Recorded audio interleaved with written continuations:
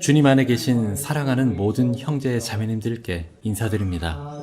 이렇게 귀중한 기회를 얻어 큰 축복을 받게 되어 정말 감사드립니다. 저는 1975년에 주님을 영접하고 그해 9월 16일 침례를 받았습니다.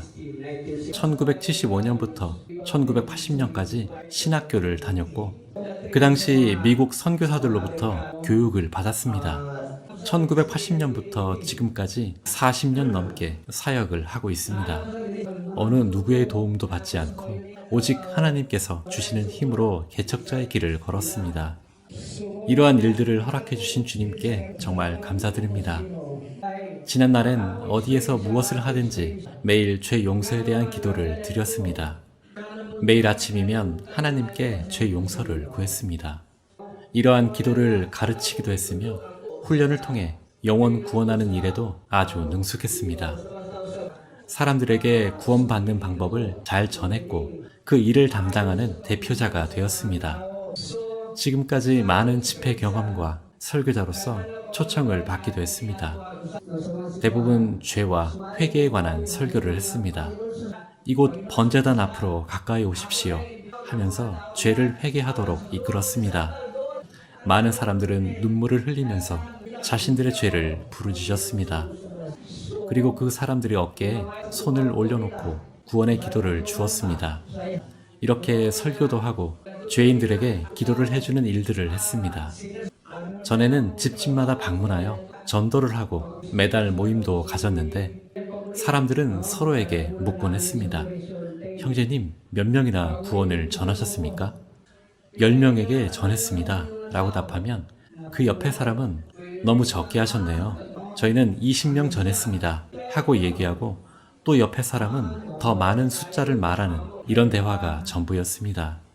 하지만 그런 행위가 사람의 영광을 위한 것일 뿐 주님과 상관없는 일이었음을 깨달았습니다. 작년 10월 이곳 집회에 처음으로 저를 초대했습니다. 집회가 6일 동안 진행된다는 소식을 들었을 때 스케줄이 많아서 수락할 수 없다고 했지만 결국 모든 일정을 취소하고 집회에 참석하기로 했습니다. 게다가 많은 목사님들 그리고 동료들도 함께 초대하였습니다. 하지만 집회에 참석한 목사님들 중 일부는 반나절 그리고 다른 한 분은 하루만 참석하고 다들 돌아가 버렸습니다. 그들은 왜 돌아가야만 했을까요? 자신들의 원칙을 지키기 위해 이 말씀을 받아들이지 못했던 것입니다. 결국 다들 집으로 돌아갔습니다. 그리고 두 번째 집회가 열렸고 그 당시엔 동료 목사들을 초대하지 않았습니다. 두 번째 집회 말씀을 통해 많은 죄가 있음을 인정할 수밖에 없었습니다. 많은 동료들의 저를 향한 험담이 자주 들려왔고 마음속으로 그들을 미워하기 시작했습니다. 그 사람들과 말도 하기 싫었으며 다가가려 하지도 않았습니다. 옳지 못한 행동임을 잘 알았지만 티내지 않으려 했을 뿐 마음속엔 증오가 가득했습니다. 분명 옳지 못한 생각이라는 것을 알지만 그들과 어울리지도 않았고 그저 낙심만 하고 있었습니다. 그 이후 집회에 세 번째로 참석하게 되었고 주님의 말씀으로 죄는 깨달았지만 알량한 자존심은 굳게 닫혀있던 제 마음을 쉽게 놓아주지 않았습니다. 또한 구원 목사님께서 말씀하셨듯이 우리는 끊임없이 죄 용서를 바라는 기도만 드리고 마치 하나님께서 죄를 기억해 주시길 또한 예수님께서 십자가를 한 번 더 지시길 바라는 사람들과 같았습니다. 이번이 네 번째 집회인데 이곳까지 초대해 주신 형제님께 감사드립니다. 사실 이곳 집회장에 오는 길에 비를 맞아 옷은 전부 젖어버렸고 몸 상태도 좋지 않아 집회에 참석하지 못할 것이라 생각했습니다. 하지만 집회에서 들었던 하나님의 말씀으로 감동을 얻었고 때로는 제 양심을 찌르기도 했습니다. 완고했던 그 마음은 결국 낮은 마음으로 변해 있었고 마침내 하나님의 구원을 깨달았습니다. 이사야 44장 22절 말씀을 발견했을 때 큰 기쁨이 찾아왔습니다. 정말 놀라운 말씀입니다. 내가 내 허물을 빽빽한 구름에 사라짐같이 내 죄를 안개에 사라짐같이 도말하였으니 너는 내게로 돌아오라. 내가 너를 구속하였음이니라. 로마서 4장 7절에서 8절. 그 불법을 사하심을 받고 그 죄를 가리우심을 받는 자는 복이 있고 주께서 그 죄를 인정치 아니하실 사람은 복이 있도다 함과 같으니라. 히브리서 10장 17절에서 18절. 또 저희 죄와 저희 불법을 내가 다시 기억지 아니하리라 하셨으니 이것을 사하셨은즉 다시 죄를 위하여 제사 드릴 것이 없느니라. 그리고 에베소서 2장 8절에서 9절. 너희가 그 은혜를 인하여 믿음으로 말미암아 구원을 얻었나니 이것이 너희에게서 난 것이 아니요 하나님의 선물이라. 행위에서 난 것이 아니니 이는 누구든지 자랑치 못하게 함이니라.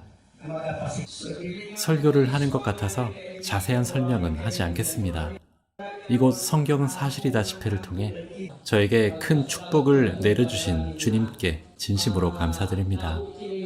사실 이 집회 말씀에 관한 많은 논쟁이 있었습니다. 하지만 이제는 동료 목사들에 대한 연민을 갖게 되었습니다. 40년 넘게 하나님을 섬겼으며 주님의 말씀을 전하는 삶을 살아왔지만 죄사함을 전했던 그 과정이 사실 올바른 방법이 아니었음을 이제야 깨달았습니다. 어째서 우리는 끊임없이 죄 용서를 구해야 하는 것입니까? 아픈 사람들을 위해 안수 기도를 해주기도 했고 귀신 들린 자들로부터 악한 영을 쫓아내 주었지만 이 모든 행위들이 하나님과 상관없는 불법의 일이었습니다. 주여 주여 하면서 주의 이름으로 많은 기적을 행했더라도 천국엔 들어갈 수는 없습니다. 하지만 제가 받은 이 구원은 올바른 과정을 통해 이루어졌습니다. 그렇기에 오직 성경 말씀만 전해주는 이곳 집회가 단연 최고라 생각합니다. 위 구절들은 분명 전에도 이미 여러 번 읽었던 말씀들이었습니다. 하지만 구원을 얻으려면 하나님을 영접해야 한다고 생각했습니다.